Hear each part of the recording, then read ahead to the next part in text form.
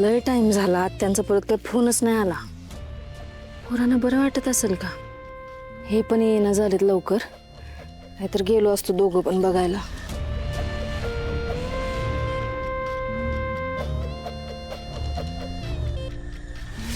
घरात कोणीच दिसेना झाले. ही लाली पण एकटीच आहे. हीच संधी आहे डिंपल,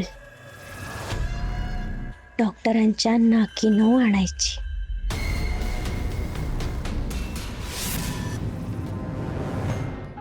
लाली वहिनी, काय ग, कुठं गायब होतीस? मला वाटलं गेलीस तुझ्या घरी परत. असं तुला बरं सोडून जाईल म्या. अगं वाईज इथं काम होतं ना म्हणून गेले होते. घरचे कुठं गेल्यात?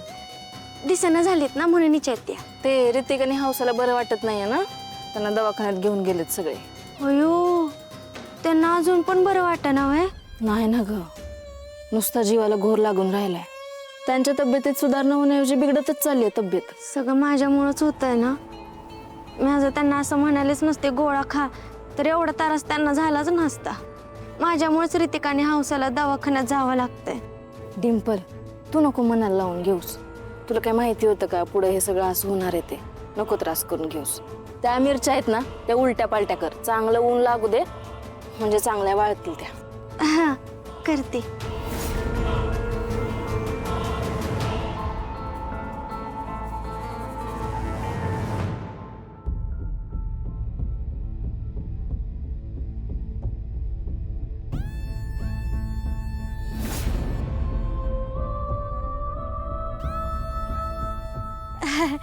झालं.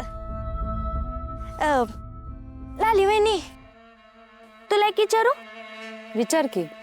तुझं किती प्रेम आहे गोपाळ दादावर? आता हे काय मध्येच? अगं सांग की. बेस्ट फ्रेंड आहे ना, मी नाही सांगणार कोणाला, आपल्या मैत्रीची शपथ. माझं ना यांच्यावर लय म्हणजे लय प्रेम आहे. लहानपणापासून मी थांबले यांच्याशी लग्न करण्यासाठी. यांच्यासोबत सुखी संसाराची स्वप्न बघितली.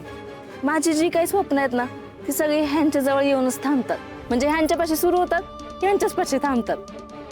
आता हेच माझं आयुष्य आहे. यांच्यासाठी मी काही करू शकते. असं समज, ह्या लालीचा जन्म फक्त गोपाळरावांसाठीच झालाय. ओ माय गो टू लव. अगं चांगलंय. लाली वहिनी, अजून एक विचारू? समजा तुझा नवरा हा तुझा नसेल तर?